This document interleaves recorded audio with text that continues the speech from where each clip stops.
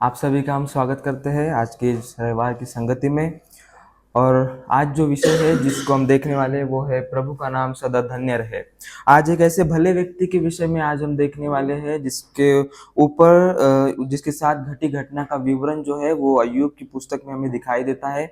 और अय्यूब के जीवन के विषय में आज हम देखने वाले हैं कि अय्यूब के जीवन में जिस प्रकार से कठिन परिस्थितियां आई और जिस प्रकार से वो उस देश का रहने वाला पुरुष था, वो भला था, वो धर्मी था और वो परमेश्वर का भय रखने वाला व्यक्ति था और वो हर प्रकार की बुराइयों से दूर रहने वाला व्यक्ति था। और आज का जो हमारा मुख्य वचन होने वाला है वो है अय्यूब की किताब, उसका पहला अध्याय और उसका 21वां वचन, जिस उसमें इस प्रकार से लिखा है कि मैं अपनी माँ के पेट से नंगा निकला और वही नंगा लौट जाऊंगा। यहोवा ने दिया और यहोवा ही ने लिया और यहोवा का नाम धन्य है। और यहोवा का नाम धन्य है। यह अय्यूब की जो कहानी है वो हम सब लोग जानते हैं और हम सब लोगों ने कई बार जो है वो अय्यूब की पुस्तक को पढ़ा है। और अय्यूब की पुस्तक के विषय में अगर हम देखते हैं तो अय्यूब की जो पुस्तक है वो बाइबल में से सबसे पहली लिखी हुई पुस्तक है। और जो अय्यूब जो शब्द है उसका अर्थ अगर हम देखते हैं तो इंग्लिश में उसे इस प्रकार से कहा गया है कि वन दैट इज परसिक्यूटेड, जिसका सताव हुआ है, ऐसा जो अय्यूब शब्द का जो है वो अर्थ है। और अय्यूब की कहानी से हम ये देखते हैं कि अय्यूब जो था वो एक उस देश में रहने वाला एक व्यक्ति था और वो भला और वो खरा पुरुष था, वो सीधा था और वो परमेश्वर का भय मानता था और वो हर प्रकार की बुराइयों से दूर रहने वाला व्यक्ति था। और पुराने नियम में अगर हम देखते हैं तो वो जो है वो व्यवस्था का पालन करने वाला व्यक्ति था, क्योंकि वचनों में लिखा है जिस प्रकार से वो होम बलि चढ़ाता था और वो हर एक जो व्यवस्था में लिखे गए काम थे उन कामों को वो करने वाला व्यक्ति था। और उसके जो है वो 7 बेटे थे और 3 बेटियां थी। और उसके साथ ही उसके पास 7,000 उसके पास भेड़ बकरियां थी, 3,000 ऊँट थे, 500 जोड़ी बैल और 500 गदहिया और उसके बहुत से दास और दासी थे। और जो पूर्व के जो देश थे उन सब देशों में वो बहुत ही धनवान ऐसा पुरुष था, ऐसी उसकी उस समय में ख्याति थी। परंतु उसकी कहानी की इसमें अगर हम देखते हैं तो पहले अध्याय और दूसरे अध्याय में हम देखते हैं कि उस पर जो है कुछ परीक्षाएं आई और उन परीक्षाओं के द्वारा जो है उसके जीवन में उसको हानि का सामना करना पड़ा। और एक दिन ऐसा हुआ कि परमेश्वर के जो पुत्र है वो परमेश्वर के सामने उपस्थित हुए और उसी समय में शैतान भी उसमें उपस्थित हुआ। और परमेश्वर ने शैतान से पूछा कि क्या तेरा ध्यान मेरे दास अय्यूब की ओर है कि वो कितना खरा है, वो कितना धर्मी है और वो मेरा परमेश्वर का वो भय मानने वाला पुरुष है। परंतु शैतान जो है वो अय्यूब की परीक्षा, अय्यूब के जो निष्ठावान थे, उसके जो विश्वास था, उसके जो भले काम पर थे, उस पर वो प्रश्न उठाते हुए हमें दिखाई देता है। और इस प्रकार से परमेश्वर उसे उस पर परीक्षाएं लाने की अनुमति देता है और उसके द्वारा जो है वो उस पर हानियां होती है और उसके जो बच्चे हैं, उसकी जो धन संपत्ति है, उन सभी चीजों का सत्यानाश हो जाता है। और फिर भी जो है हम उसके जीवन से हम देखने पाते हैं कि अय्यूब उस सब परिस्थिति में भी वो परमेश्वर पर विश्वास रखता हुआ हमें नजर आता है। उस परिस्थिति में भी वो परमेश्वर के विश्वास को थामे रखता है, उस पर अपना भरोसा रखे रहता है और वो परमेश्वर के विरुद्ध भी कोई भी अपशब्द या कुछ भी पाप नहीं करता है। जिस प्रकार से वचन 22 में लिखा है कि इन सब बातों में भी अय्यूब ने न तो कुछ पाप किया और न परमेश्वर पर मूर्खता से दोष लगाया। तो ये सब जो बातें हैं कि ये सब बातें हमारे जीवन से भी हम रिलेट कर सकते हैं कि सब कुछ जब हमारे जीवन में जब छीन जाता है, जब टूट जाता है, उस समय में हम प्रभु पर कैसे भरोसा बनाए रखें। इस प्रश्न का जो उत्तर है वो अय्यूब के जीवन से हम भली बात यहाँ समझने का प्रयास करेंगे। आइए मेरे साथ हम प्रार्थना में जाएंगे। प्रभु मैं धन्यवाद देता हूँ, आपकी स्तुति और महिमा करता हूँ प्रभु आज के सुंदर दिन के लिए। परमेश्वर प्रभु जो दिन आपने हम सबों को दिखाया परमेश्वर प्रभु, होने देना परमेश्वर प्रभु जी आज के इन वचनों के द्वारा प्रभु आपके लोगों से प्रभु आप बातें करना खुदावंदा। और प्रभु इन वचनों के द्वारा प्रभु आप हमारे हृदयों से बोलना प्रभु जी, बातचीत करना मेरे खुदावंदा, ताकि प्रभु जी हर परिस्थिति में परमेश्वर प्रभु हम तुझ पर हमारा भरोसा हम रखे रहना चाहिए परमेश्वर पिता। प्रभु जी आगे का समय तेरे हाथ में सौंपता हूँ प्रभु जी, हमारे कानों को खोल परमेश्वर प्रभु जी, हमारे हृदय को खोल प्रभु, और हर एक शब्द प्रभु जी गुदे गुदे को छेद नहीं पाए प्रभु, ऐसा वचन तू देने के लिए सहायता और मदद कर प्रभु। धन्यवाद देता हूँ प्रभु, इस छोटी सी विनती को प्रभु यीशु मसीह के नाम में मांगता हूँ, सुन और बड़ी दया से कबूल करो आज। आमीन। आज का जो हमारा मुख्य शीर्षक है और जो विषय है वो है प्रभु का नाम धन्य रहे। और इस विषय के अंडर में हम जो है हम 3 बातों को देखने वाले हैं। जो सबसे पहली बात हम देखेंगे वो है प्रभु दाता है आशीषों का। हर एक जो आशीष है वो प्रभु की ओर से होती है। दूसरी बात जो हम देखेंगे कि प्रभु द्वारा परीक्षाओं की अनुमति होती है। और तीसरी बात जो है हम देखेंगे वो है प्रभु धन्य है हर परिस्थिति में। इन तीन बातों के द्वारा हम जो है वो अय्यूब के जीवन से कुछ बातें आज की सुबह सीखने का प्रयास करेंगे। तो सबसे पहली बात जो हम देखेंगे वो है प्रभु दाता है आशीषों का। हमारा ये जो जीवन है, ये जो श्वास, ये जो जीवन और ये जो स्वास्थ्य, ये परिवार और ये सब बातें जो है, जो आशीष की बातें हमारे जीवन में हम देखने पाते, वो हर एक आशीष जो है वो परमेश्वर के द्वारा हमें दी गई है और वो परमेश्वर के द्वारा ऊपर की ओर से हमें दी गई है। ऐसी कोई भी भली वस्तु और भली आशीष नहीं है जो हमने हमारे भले कामों के द्वारा हमने प्राप्त की हुई है। और हर एक जो अच्छा उपहार होता है वो ऊपर की ओर से होता है। और इसी के लिए हम देखते हैं कि हम किसी भी चीज का जो इस संसार में जीते हुए हमारे पास जितने भी आशीषों है, उन आशीषों के प्रति हम उसके स्वामी नहीं है, परंतु हम उसके मालिक नहीं है, परंतु उसका जो मालिक है वो प्रभु यीशु मसीह है और वो परमेश्वर है, क्योंकि वो हर एक आशीषों का देने वाला है, वो हर एक आशीषों का दाता है। उसके लिए हम खोलेंगे याकूब की पुस्तक, उसका पहला अध्याय और उसका 17 वचन से हम देखते हैं। याकूब 1:17।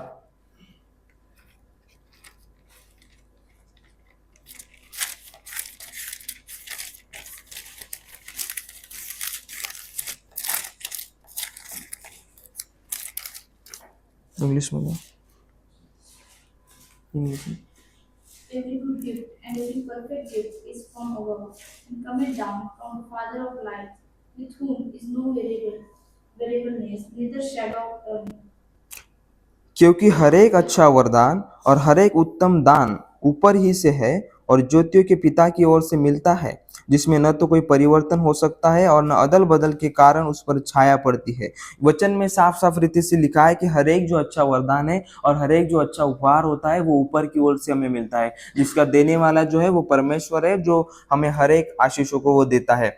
इसके लिए हम एक उदाहरण को देखते हैं कि एक उदाहरण के तौर पे हम देखते हैं कि एक उधार लिया हुआ कोट, एक एक पिता और एक बेटे का उदाहरण हम देखते हैं कि एक पिता अपने बेटे के लिए कोट खरीदता है और वो जो बेटा है वो कई वर्षों तक उसे खुशी से आनंद से उस कोट को पहनता है। पर एक दिन ऐसा होता है कि वो पिता उस कोट को जो है वो अपने छोटे बेटे को दे देता है। तो उस समय में हो सकता है कि जो बड़ा बेटा है उसे वो बुरा लगे, उसके मन में उसके प्रति दुख हो जाए कि जो जिस कोट को मैं इतने साल से खुशी से पहनता था उस कोट को मेरे पिता ने मेरे छोटे भाई को दे दिया। परंतु इसमें जो है वास्तविकता अगर देखी जाए तो जो बड़ा बेटा है उसका उस कोट पर कुछ भी किसी भी प्रकार का अधिकार नहीं है, क्योंकि वो कोट उसका था ही नहीं। वो कोट तो उसके पिता का था, जो जिसने उसके लिए उसने खरीदा था, जो उसे पहनने के लिए उसे खुशी से वो देता था। उसी प्रकार से जो है हमारे जीवन में जितने भी आशीष हम देखते हैं, जितने भी फल, जो वरदान, जो उपहार जो हम देखते हैं, वो हर एक उपहार के जो है वो मालिक हम नहीं है, परंतु वो परमेश्वर है जो हमें उदारता से और उसकी स्व इच्छा से वो हमें देता है। तो हम याद रखते हैं कि हमारे जो हर एक अच्छी वस्तु परमेश्वर की देन है। और जब हम इस बात को याद रखते हैं कि हर एक जो हमारी अच्छे जो उपहार है वो परमेश्वर की देन है, तो उसके प्रति हम अधिक कृतज्ञ और सराहनाशील हम उसके प्रति बनते जाते हैं, जब हम इन सब आशीषों को जब हम याद रखते हैं हमारे प्रतिदिन के जीवन में।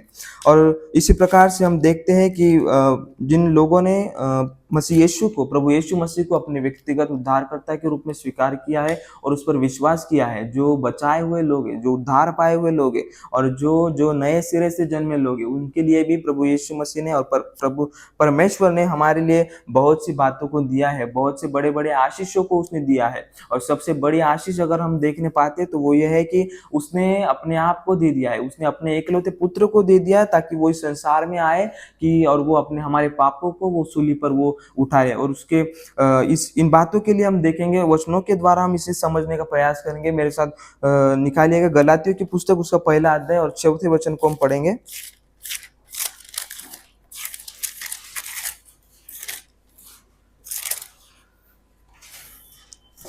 गलातियों पहला अध्याय और उसका चौथा वचन।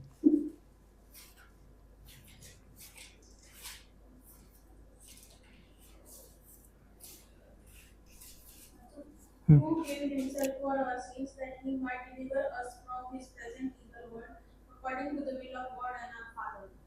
यस, उसी ने अपने आप को हमारे पापों के लिए दे दिया ताकि हमारे परमेश्वर और पिता की इच्छा के अनुसार हमें इस वर्तमान बुरे संसार से छुड़ाए। उसने अपने आप को हमारे पापों के लिए उसने दे दिया है। तो ये सबसे बड़ी आशीष हम हमारे आत्मिक जीवन में हम देखने पाते हैं कि जो जिन लोगों ने प्रभु यीशु मसीह पर विश्वास किया है वो लोग इस बात के लिए हमें प्रतिदिन धन्यवादित रहना है, परमेश्वर के प्रति धन्यवाद देना है कि प्रभु ने अपने आप को, अपने इकलौते पुत्र को हमारे लिए दे दिया है। हमारे पापों को अब उसने अपने आप पर ले लिया। जो पाप से अज्ञात था, जो पाप को जानता नहीं था, वो हमारे लिए पापी ठहराया गया। इस बात के लिए और इस अनुग्रह के लिए हम परमेश्वर का प्रतिदिन धन्यवाद करें। उसी प्रकार गलातियों की पुस्तक उसका 2 अध्याय और 20वें वचन को हम पढ़ते हैं।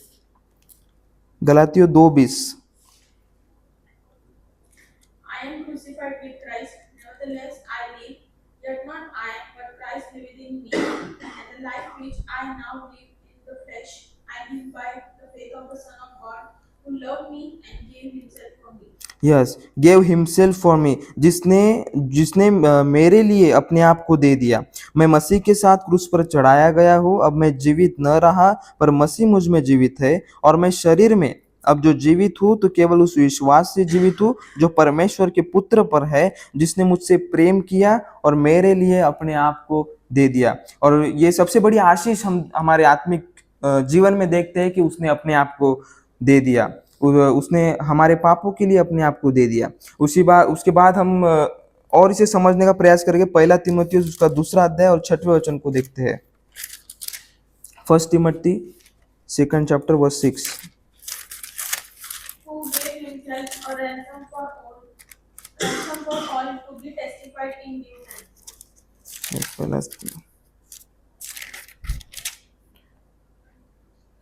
जिसने अपने आप को सबके छुटकारे के दाम में दे दिया और उसकी गवाही ठीक समय पर दी गई। हम सबके छुटकारे के लिए उसने अपने आप को दे दिया। हमने इन 3 वचनों के द्वारा देखा कि परमेश्वर ने अपने आप को हमारे पापों के लिए दे दिया। हमसे वो इतना निस्वार्थ उसने प्रेम किया कि उसने अपना सिंहासन छोड़कर अपने इकलौते पुत्र को इस पृथ्वी पर भेजा ताकि वो हमारे पापों को उसके ऊपर ले और हम बचाए जाए, हमारा उद्धार होने पाए। और इन बातों के द्वारा हम देखने पाते हैं कि ये जो बड़ी आशीष है ये प्रभु ने हमें दी है, और प्रभु इन सब आशीषों का जो है वो दाता है। उसके बाद हम अय्यूब की पुस्तक उसके 1 अध्याय से 4 वचन तक हम आज पढ़ते हैं। अय्यूब 1 से 4 वचन तक हम पढ़ते हैं। उस देश में अय्यूब नामक एक पुरुष था।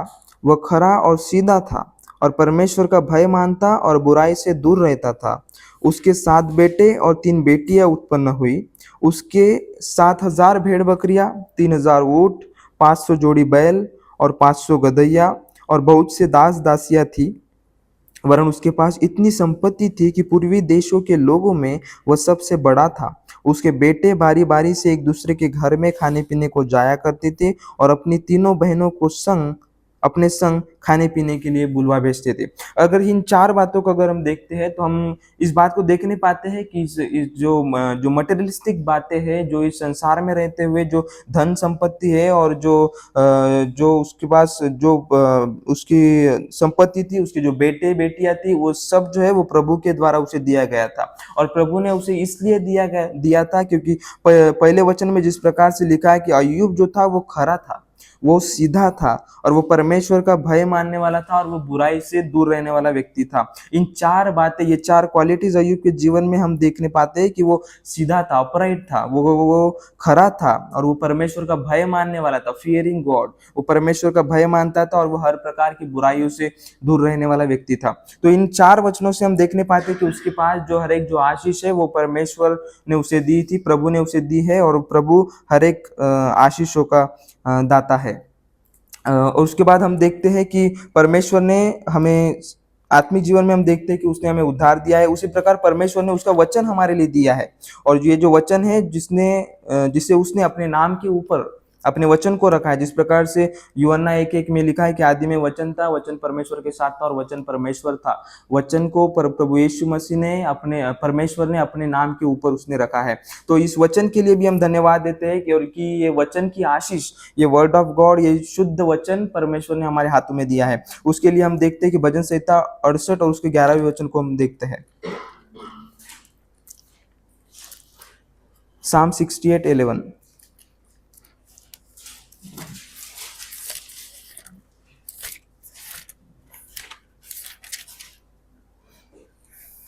The Lord gave the word. Yes. Great was the company of those that published it. Hindi में कुछ अलग प्रकार से लिखा है कि प्रभु आज्ञा देता है, परंतु इंग्लिश बाइबल में हमने देखा कि लॉर्ड गेव द वर्ड, परमेश्वर ने उस शब्द को हमें दिया, इस वचन को हमें दिया है। तो हर प्रकार की जो आशीषें है, ये आत्मिक आशीषें प्रभु ने हमारे जीवन में दी है। उसी प्रकार परमेश्वर ने अपने आप को दिया और अपने आप को देने के द्वारा हमें उसने रिडीम किया, छुड़ाया है, हमें उसने शुद्ध किया है और भले कामों के लिए हमें वो तैयार कर रहा है। उसके लिए हम खोलेंगे तीतुस उसका 2 अध्याय और 14 वचन। तीतुस 2:14, तीतुस 2:14।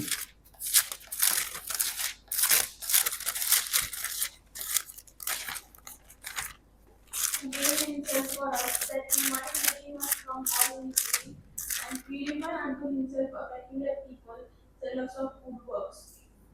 जिसने अपने आप को हमारे लिए दे दिया कि हमें हर प्रकार के अधर्म से छुड़ा ले और शुद्ध करके अपने लिए एक ऐसी जाति बना ले जो भले भले कामों में सरगम हो। और 15 भी हम पढ़ते हैं कि पूरे अधिकार के साथ ये बातें कहे और समझा और सिखाता रहे, कोई तुझे तुच्छ न जानने पाए। जो और हमने देखा, वचनों के द्वारा हमने देखा कि उसने अपने आप को दे दिया और अपने आप को देने के द्वारा उसने हमें पापों से छुड़ाया है और उसने हमें शुद्ध किया है, हमें सैंक्टिफाई किया है, हमें उस पाप से अलग कर दिया है और उसने जो है वो हमें भले कामों के लिए हमें वो सरगम बनाना चाहता है। इन वचनों के द्वारा हमने देखा कि प्रभु, जो व्यक्ति यीशु पर विश्वास करता है वो इन सब आशीषों को प्राप्त करता है हमारे उद्धार पाने के द्वारा। और इन सब बातों के लिए हमने इस बात को समझने का प्रयास किया कि अय्यूब के जीवन में भी हमने देखा कि उसके पास जितने भी आशीषें थी वो परमेश्वर के द्वारा उसके लिए वो देन थी।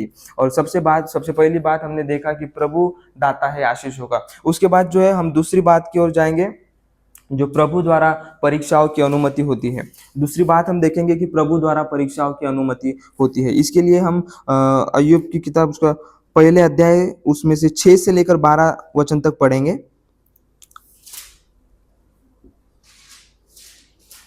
6 to 12। Now there was a day when the sons of God came to present themselves before the Lord, and Satan came also among them. And the Lord said unto Satan, Whence comest thou? And Satan answered the Lord and said, From going to and fro in the earth, and from walking up and down in it. And the Lord said unto Satan, Hast thou considered my servant Job, that there is none like him in the earth, a perfect and upright man, one that feareth God and is quiet witted? Then Satan answered the Lord and said, Job fear God for naught. Has not thou made and hid about him and about his house and about all that he hath on every side? Thou hast blessed the work of his hands, and his substance is increased in the land. But put forth thine hand now and touch all that he hath, and he will curse thee to thy face. And the Lord said unto Satan, Behold, all that he hath is in thy power, only upon himself put not forth thine hand. So Satan went forth from the presence of the Lord. एक दिन यहोवा परमेश्वर के पुत्र उसके सामने उपस्थित हुए और उनके बीच शैतान भी आया। यहोवा ने शैतान से पूछा, तू कहाँ से आता है? शैतान ने यहोवा को उत्तर दिया, पृथ्वी पर इधर उधर घूमते फिरते और डोलते डालते आया हूँ। यहोवा ने शैतान से पूछा, क्या तूने मेरे दास अय्यूब पर ध्यान दिया है? क्योंकि उसके तुल्य खरा और सीधा और मेरा भय मानने वाला और बुराई से दूर रहने वाला मनुष्य और कोई नहीं है। शैतान ने यहोवा को उत्तर दिया, क्या अय्यूब परमेश्वर का भय बिना लाभ के मानता है? क्या तूने उसकी और उसके घर की और जो कुछ उसका है उसके चारों ओर बाड़ा नहीं बांधा?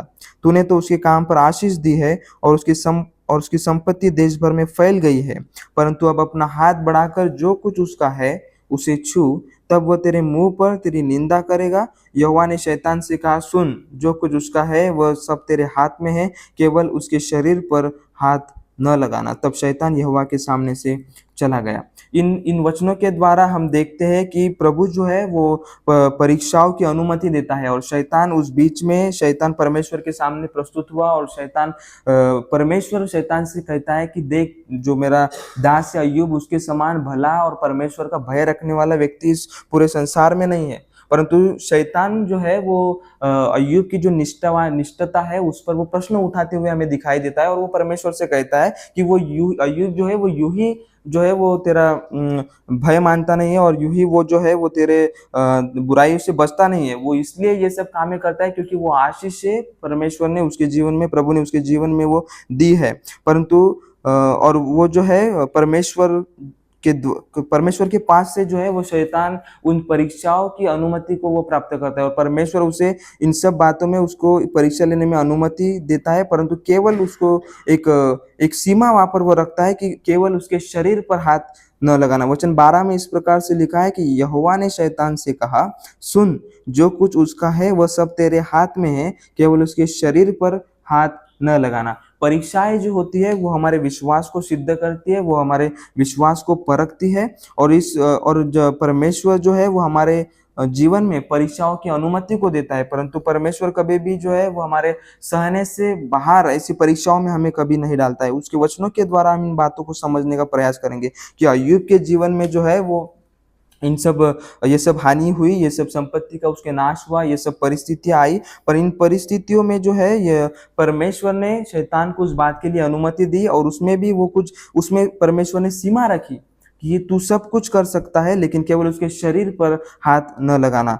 उसके लिए हम देखते हैं कि परीक्षाएं जो है वो हमारे विश्वास को सिद्ध करती है और परखती है। जिस प्रकार से जो सोना होता है वो अग्नि में उसको वो शुद्ध किया जाता है, उसी प्रकार परीक्षाओं के द्वारा हमारा विश्वास भी मजबूत और शुद्ध होता है। उसके लिए हम खोलेंगे पहला पत्रस, उसका पहला अध्याय और 7वां वचन, 1 पीटर 1:7।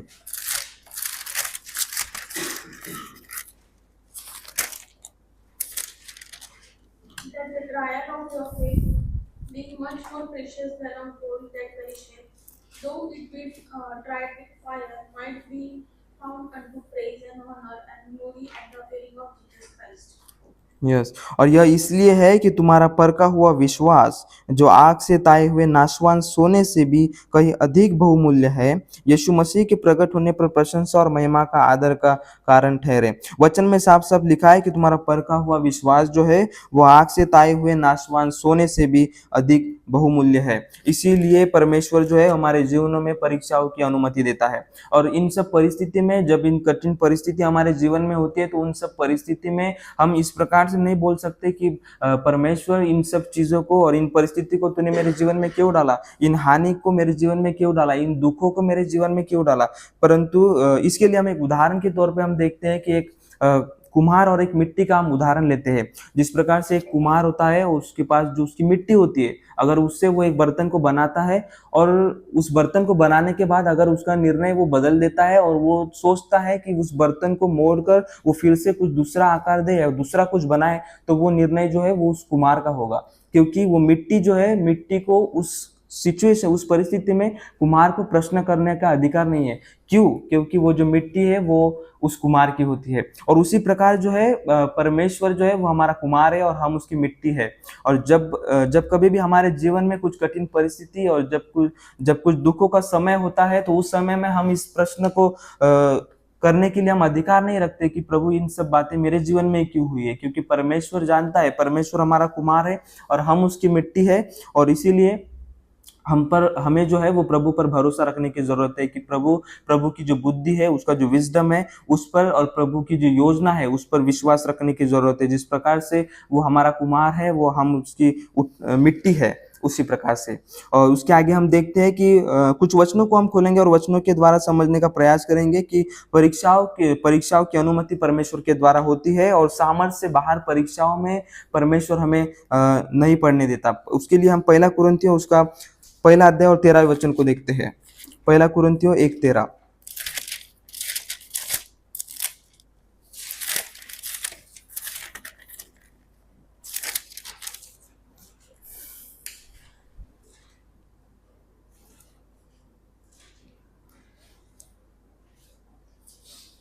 सॉरी, दूसरा दूसरा कुरिन्थियों 1:13 का।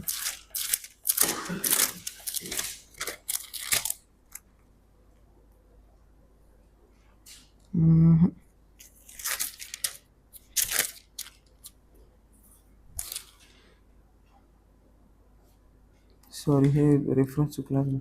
परंतु वचन में इस प्रकार से लिखा है कि परमेश्वर जो है सामर्थ से बाहर परीक्षाओं में हमें नहीं पड़ने देता है। उसी प्रकार अय्यूब के जीवन से भी हमने देखा कि उस पर जो परीक्षा आई, जो विपत्तियां आई, जो उसकी हानि हुई, इन सब परीक्षाओं में इन सब परीक्षाओं में भी वो खरा ठहरा, परमेश्वर की आंखों में वो धर्मी ठहरा। उन सब परीक्षाओं में भी उसने पाप नहीं किया, अपने मुंह से परमेश्वर पर किसी भी प्रकार का दोष नहीं लगाया। जिस जिस प्रकार से हम हमारा मेन जो ध्यान हम केंद्रित करते हैं उस पहला अध्याय उसके 12वें वचन पर, कि परमेश्वर जो है यहाँ पर शैतान को अनुमति देता है और कहता है कि उसके शरीर पर हाथ न लगाना। उसी प्रकार ये सब जो हमने वचन के द्वारा हम देखते हैं कि वचन 13 से लेकर के वचन 19 तक हम देखते हैं कि अय्यूब के सभी बच्चों का, उसके 7 बेटों का, 3 बेटियों का यहाँ पर नाश होता है। उसके बाद जितने भी गाय थे, जितने बैल थे, जितने उसके दास दासियां थे, जितने उसके पास ऊँट थे, इन सभी बातों का, उसकी सारी संपत्ति का नाश यहाँ पर होता है। और ये सब नाश होने के बावजूद भी अय्यूब क्या कहता है, वचन 20 में हम देखते हैं कि तब अय्यूब उठा और बागा फाड़ सिर मुंडाकर भूमि पर गिरा और दंडवत करके कहा कि यहोवा ने दिया और यहोवा ही ने लिया और यहोवा का नाम धन्य है। इस प्रकार से इन सब परिस्थिति के बावजूद भी जो है अय्यूब यहाँ पर कहता है, और वो इन सब कठिन परिस्थिति में भी वो परमेश्वर की स्तुति करते हुए, परमेश्वर की आराधना करते हुए हमें दिखाई देता है। और हमने देखा कि परमेश्वर ने हमारे जीवन में जो सबसे बड़ी आशीष, सबसे पहली बात हमने आशीष के विषय में देखी कि उसने हमारे उद्धार के लिए अपने आप को दे दिया। और परमेश्वर जो है उन हमारे जीवनों में परीक्षाओं की अनुमति को देता है।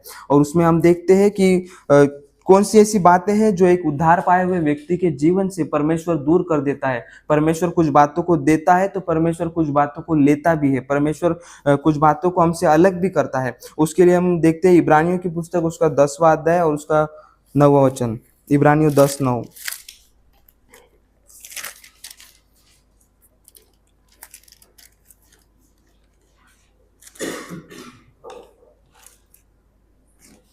इंग्लिश में। Then said he, Lo, I come to do thy will, O God. He taketh away the first, that he may establish the second. Yes, उसी इच्छा से हम यीशु मसीह के देह के एक ही बार बलिदान चढ़ाए जाने के द्वारा पवित्र किए गए हैं। और उसके बलिदान चढ़ाने के द्वारा हम जो है वो पवित्र किए गए हैं। उसके बाद हम खोलेंगे यूहन्ना की पुस्तक उसका 1 अध्याय और 29वां वचन। यूहन्ना 1:29, जॉन 1:29।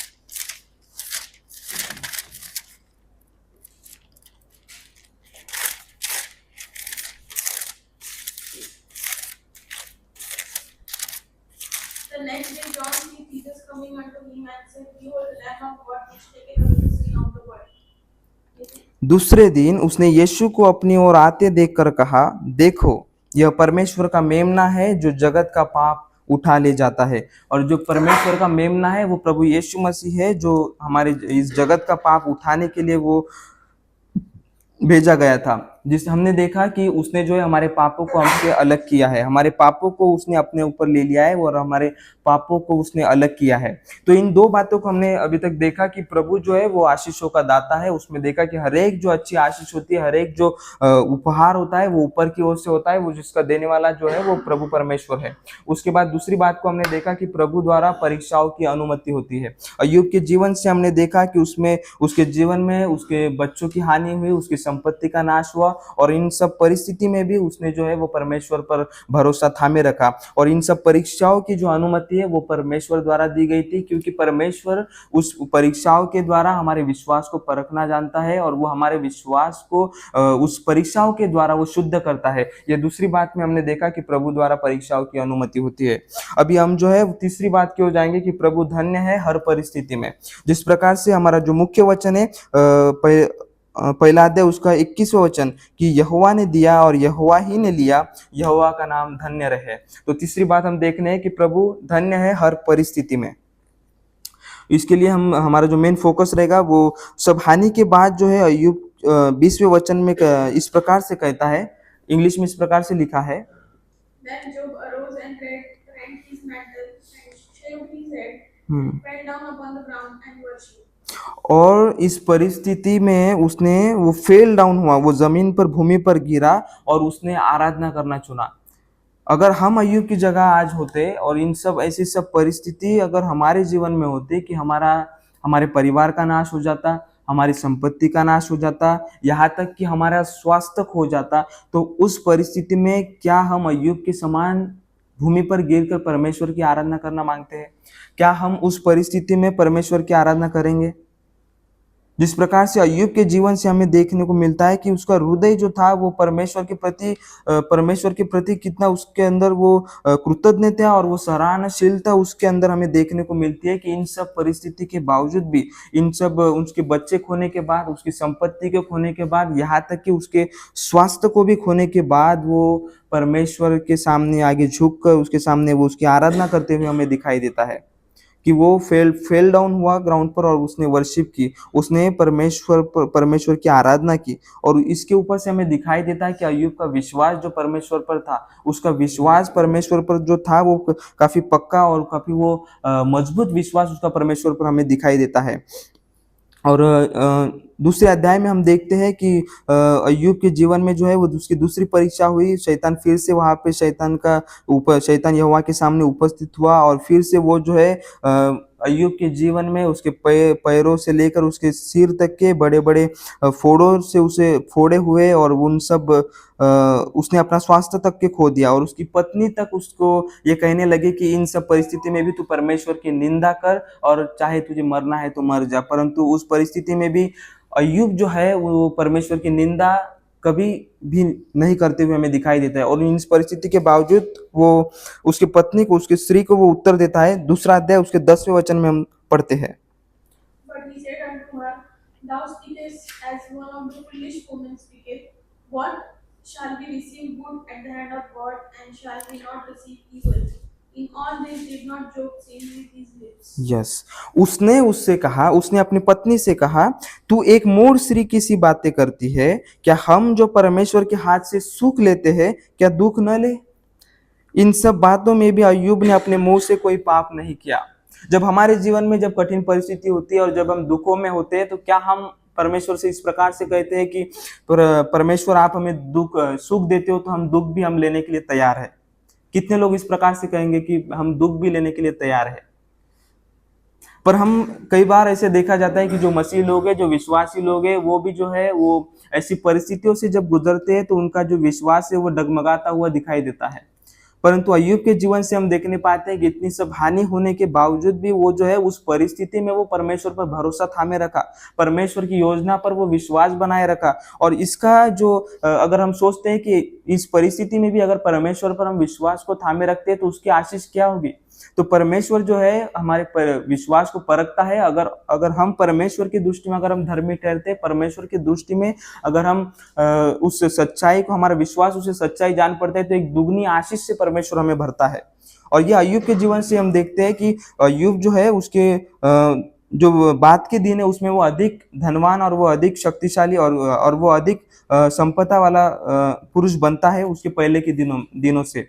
हम देखते हैं अय्यूब की पुस्तक उसके 42वें अध्याय और उसके 10वें वचन में।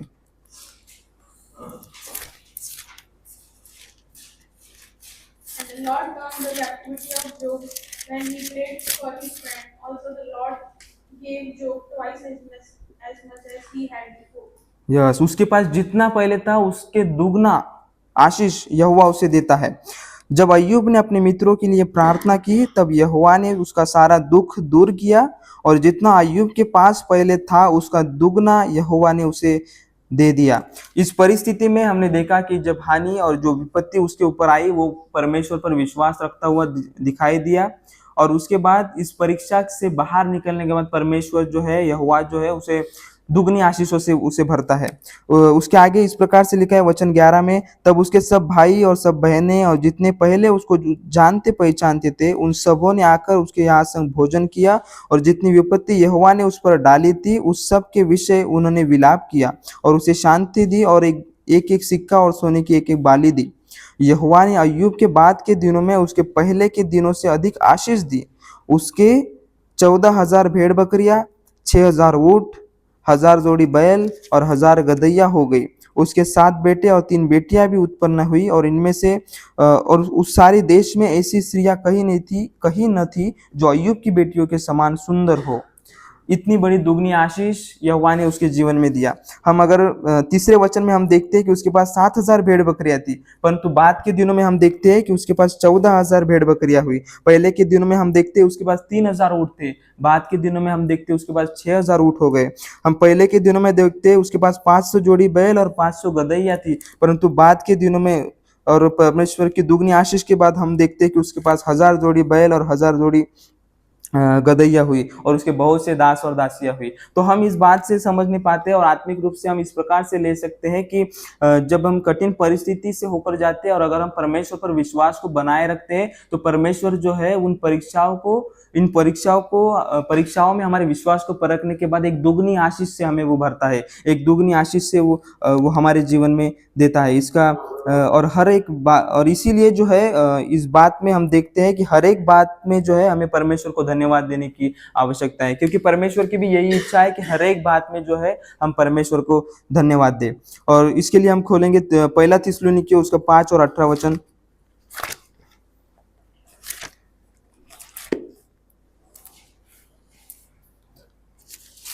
पहला थिस्सलुनीकियों 5:18।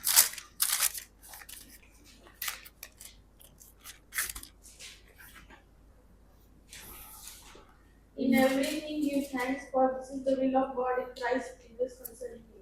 यस, हर एक बात में धन्यवाद करो, क्योंकि तुम्हारे लिए मसीह यीशु में परमेश्वर की यही इच्छा है। परमेश्वर की इच्छा यही है कि हम हर परिस्थिति में परमेश्वर को धन्यवाद दें, हर परिस्थिति में उसकी आशीषों को हम याद रखें, उसके आशीषों के प्रति हम उसे धन्यवाद दें। और जब हम हर परिस्थिति में उसको धन्यवाद देते, हर एक आशीषों के प्रति हम धन्यवाद देते, तो परमेश्वर और भी धन्यवाद देने के मौके हमारे जीवन में जोड़ता है और एक दुगनी आशीष से हमें भरता है। और उसके बाद हम देखते हैं इब्रानियों उसके 13 और 15 वचन में कि स्तुति रूपी बलिदान देना कितना आवश्यक है। इब्रानियों की पुस्तक उसका 13 अध्याय और 15 वचन। By him therefore let us offer the sacrifice of praise to God continually, that is the fruit of our lips, giving thanks to his name. इसलिए हम उसके द्वारा स्तुति रूपी बलिदान अर्थात उन होठों का फल जो उसके नाम का अंगीकार करते हैं परमेश्वर को सर्वदा चढ़ाया करे। स्तुति रूपी बलिदान इंग्लिश में क्या मतलब है? इंग्लिश में क्या कहा गया है? Sacrifice of praise to God continually. Sacrifice of God to praise continually. Let us offer the sacrifice of praise to God continually. हाँ, प्रेज इन सैक्रिफाइस, सॉरो, दुख में भी वो जो है वो स्तुति रूपी बलिदान परमेश्वर को देना हमारा कर्तव्य होना चाहिए। हमारी ये आदत होनी चाहिए कि हर परिस्थिति में हम परमेश्वर को धन्यवाद दें और परमेश्वर को हमारे स्तुति रूपी बलिदान हम चढ़ाते रहे। जिस प्रकार से हमने देखा कि वो हर एक आशीष जो अय्यूब के जीवन में हम देखने पाते हैं, और जब वो परमेश्वर को धन्यवाद देता है, परमेश्वर के प्रति वो परमेश्वर के भय में रहता है, परमेश्वर की विजडम पर, परमेश्वर की पूर्ण दैविकता पर वो विश्वास करता है, विश्वास में मजबूत बना रहता है, तो परमेश्वर ने अय्यूब को रिस्टोर किया और दुगनी आशीष से उसने भरा। इसके लिए हम एक उदाहरण के तौर पे हम देखते हैं कि एक बादलों के पीछे छुपा हुआ सूरज, एक पिता और एक बेटा अगर बाहर बैठा है और वो जो बच्चा है वो अपने पिता से पूछता है कि आज जो है बादलों भरा दिन है और सूरज तो है ही नहीं, सूरज दिखाई नहीं दे रहा है, इसका अर्थ है कि सूरज है ही नहीं। पर उसका पिता उससे कहता है कि सूरज दिखाई नहीं दे रहा है फिर भी वो है, क्योंकि वो बादलों के पीछे छुपा हुआ है। तो उसी प्रकार से जो है कभी हमारे जीवन में ऐसी कठिन परिस्थितियां होती है और ऐसे दुख भरे क्षण होते हैं जहां पर हम परमेश्वर की योजना को देखने नहीं पाते हैं, और हम इस प्रकार से सोचते हैं कि परमेश्वर ने हमें छोड़ दिया है और परमेश्वर हमारे साथ नहीं है और परमेश्वर की योजना को हम देखने नहीं पाते। परंतु इसका अर्थ ये नहीं है कि परमेश्वर हमारे साथ नहीं है। जिस प्रकार से वो सूरज वहां पर होता है, उसी प्रकार से परमेश्वर हमारा सूरज है, यहोवा हमारा सूरज है कि वो हर परिस्थिति में वो हमारे संग और साथ रहता है। उसके बाद हम देखते हैं उसके बाद हम देखते हैं कि अय्यूब के जीवन से हमने इस बात को समझने पाया कि उसने हर एक बात में परमेश्वर को धन्यवाद, प्रभु को धन्यवाद दिया और हर परिस्थिति में वो धन्यवाद देता हुआ दिखाई देता है। इन 3 बातों के द्वारा आज हमने समझा कि किस प्रकार से जो है हम हमारे जीवन के द्वारा हमें हमेशा जो है प्रभु को धन्यवाद देना चाहिए, प्रभु का नाम सदा धन्य रहना चाहिए, हमारे जीवन के द्वारा वो प्रतीत होना चाहिए। सबसे पहली बात हमने देखी कि प्रभु दाता है आशीषों का, और दूसरी बात हमने देखा कि प्रभु द्वारा परीक्षाओं की अनुमति होती है, और तीसरा हमने देखा कि प्रभु धन्य है हर परिस्थिति में। और अय्यूब के जीवन से हमने आज कुछ सीखा कि जब भी कोई आशीष हमारे जीवन में आती है तो उस आशीषों के प्रति हमें प्रभु की स्तुति करना चाहिए। दूसरी बात हम देखते हैं कि हमारे जीवन में जब कभी भी कोई परीक्षा आए, जब कभी कोई हानि आए, तो उस हानि में भी हमें परमेश्वर पर भरोसा रखना चाहिए। और जब तीसरी बात इसको हम समझ नहीं पाते कि जब कोई हमारे जीवन में कुछ हानि हो जाती है, कोई दुख हो जाता है, तो उस परिस्थिति में भी हमें परमेश्वर की आराधना करना नहीं छोड़ना है। इन 3 बातों को आज हमने देखा। प्रभु को मैं धन्यवाद देता हूँ कि इन 3 बातों के द्वारा आज परमेश्वर ने हमसे बातें की, और परमेश्वर को से मैं प्रार्थना करता हूँ कि इन बातों के द्वारा और इन सब परिस्थितियों में चलने के लिए परमेश्वर प्रतिदिन हम सबों की मदद करता रहे। आमीन।